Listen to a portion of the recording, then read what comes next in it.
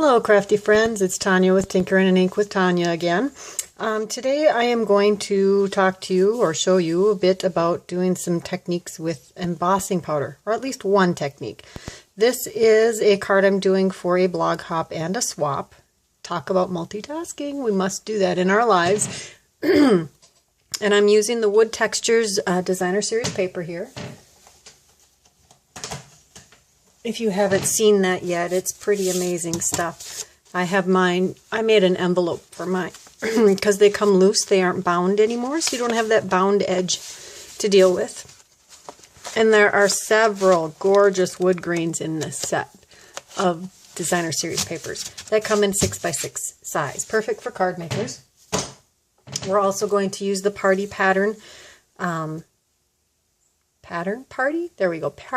Party masks or stencils. We're using the cloud one, clearly. And we're going to use this adorable stamp set called Little One. It's got this adorable little teepee and some great sentiments and little image pieces. We're going to use the stars and the Welcome Little One here. It does, you can see that it's double lined on this, but the embossing makes it one solid line. Which doesn't hurt. I think I like that big bold sentiment on here. So let's get started. We're going to start with, now this is just a beat up piece of paper that I have taped used some washi tape to create a hinge, because I made, well, this will be card number 8. And I think I've used a different Designer Series wood texture one every single time. We're going to use the texture paste, of course, and this is my preferred knife. These two also come in the set that you get from Stampin' Up for $5. Not a bad price, and they're plastic, yes, but they're not brittle, and they seem to really work well. So we're going to scoop up some embossing paste, slap it down. Now with these bigger openings, it does take a little more work because, as you can see, it wipes right off easily. Now that's not a bad look. Maybe you want the whole clouds to cover. I just get it all on here covered, and then I go back and smooth off the excess. I kind of go flat down to squish some on if I feel like there's not enough in one spot. And then don't push real hard when you're scraping off, or you're going to scrape your insides your clouds off. And when you have that to your liking, just pull the mask up and take your paper out, and you're going to want to let this sit for 10 to 15, maybe 20 minutes, depending on how humid it is wherever you are right now. It's pretty humid where I am, so it's going to take probably 15 to 20 minutes for that to dry. So you do this first, and then you can set it aside to dry while you work on the other elements of your card. So it's still a workshopable card. Here are several of the other, oops, let me take care of my embossing paste. I want to get that packaged back up before I move on. I will clean that later. So here are some of the other Designer Series paper wood textures that I used. Lights, darks, cools, and warms. Love them all.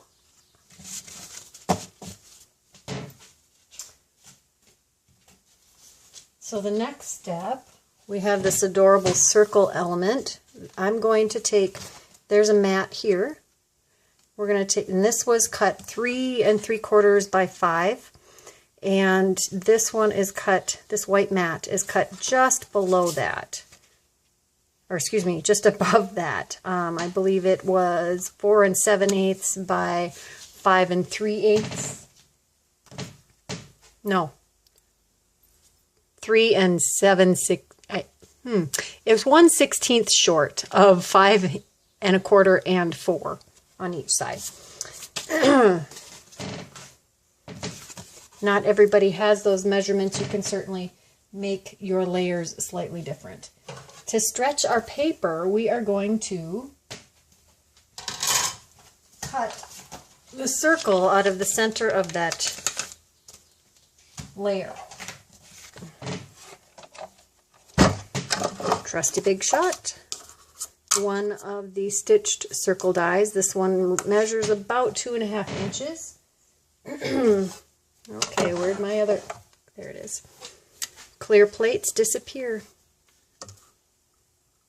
Okay, line that up. It doesn't have to be perfect. We're just cutting this layer out of the layer so that we can save some paper.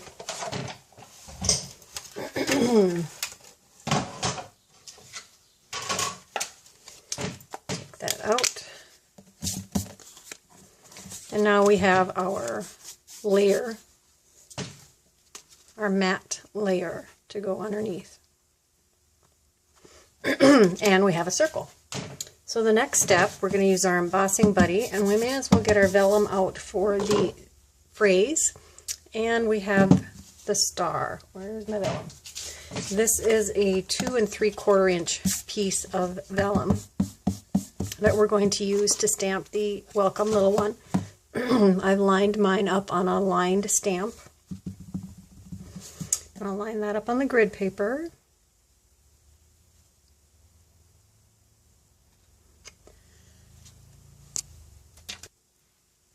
And I don't know if you can see it on there, but we're going to heat emboss that in copper. Of course, I love copper. Can you believe I'm still on my first jar? As much as I use this. I can't believe I'm not out of that yet. And then we're going to stamp our stars, again in Versamark. Oop, ran on away. You can't really see where I'm stamping, but I'm doing it just a random pattern. And then we'll take the clear embossing powder and sprinkle that on.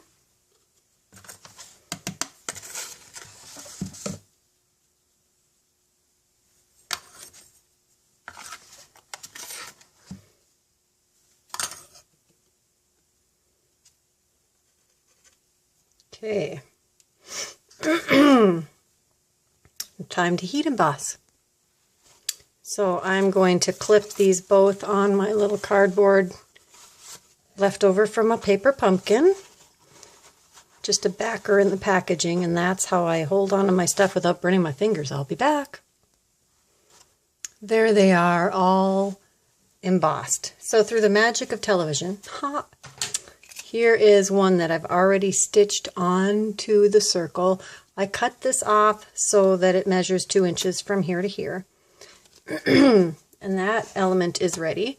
Next, we're just going to secure this to the panel. I love to stitch. You don't have to stitch everything, but I do stitch everything. You know that. So I'm going to use a little fast fuse to temporarily, or not temporarily, but to adhere that while I go stitch it. And then I know that it won't slide around. Alright, and you can stitch right over this embossing paste after it's dried. I wouldn't recommend trying until it's dry. You're going to have a mess on your presser foot in your machine if you do. Alright, time to go stitch. Alright, all stitched. Another thing I always do with my stitching is I pull the stitching to the back so that that doesn't stick out. And then you can tape it to the back of the paper. There. So now we're going to adhere this to a standard card front. This is Thick Whisper White.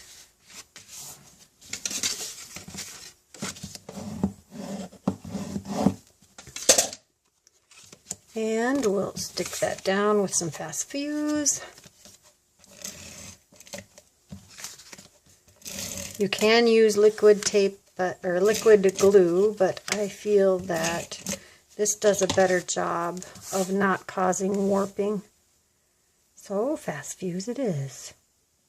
That's how I generally assemble my cards.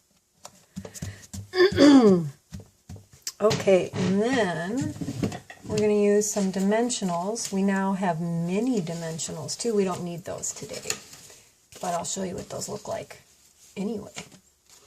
These are the minis. Look at that, they're teeny tiny. Is that focusing? I can't tell. And this is the regular size. Actually, this is a sheet from the paper pumpkin kits. There, now you can see the difference. But we're going to use this size. And that's the leftovers, but I'm going to use those for more linear things. I think the paper pumpkin ones might be just a hair thicker. Oh, let's trim up that tail.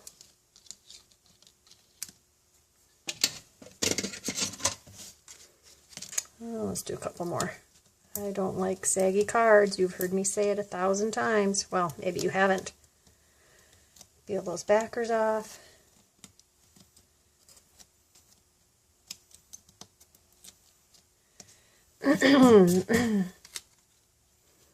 We'll set that. Find a spot that highlights the clouds as much as the saying. And here's where you can tweak so your phrase is straight. That looks pretty good to me. Then we're going to take some of the hearts and stars elements. These are just the medium, this is the medium size pieces and the smallest size pieces. And we're going to use some fine tip glue pen to adhere those to our project. I think we're going to use one of these bigger stars. Right there. And one of these. And we're going to tuck that to the wood grain pattern paper. Now this stuff dries shiny, so you want to make sure you're not sliding your element around.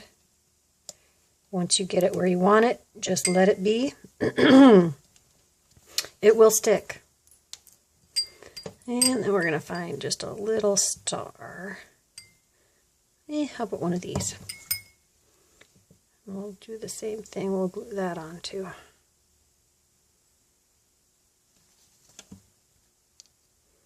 That looks pretty good. Put the cap back on our glue.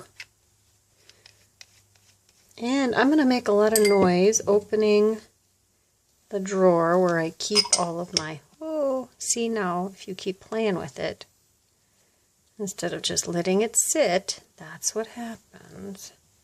Let the glue do what it's going to do. Grab my Layering Love stamp set because it has an awesome sentiment. We want to use this one. Sometimes the smallest things take up the most room in your heart. I love that. We're going to use some early espresso.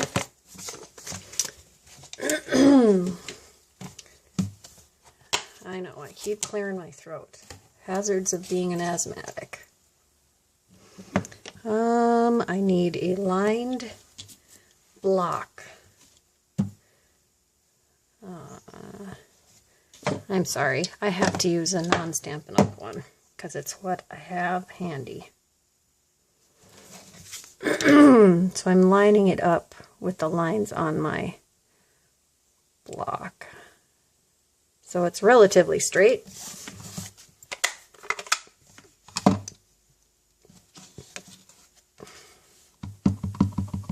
If you're not real confident in your spacing or your stamping and middle abilities, you may want to do this first. Let's first of all make sure that's going to be upright. Okay, beautiful.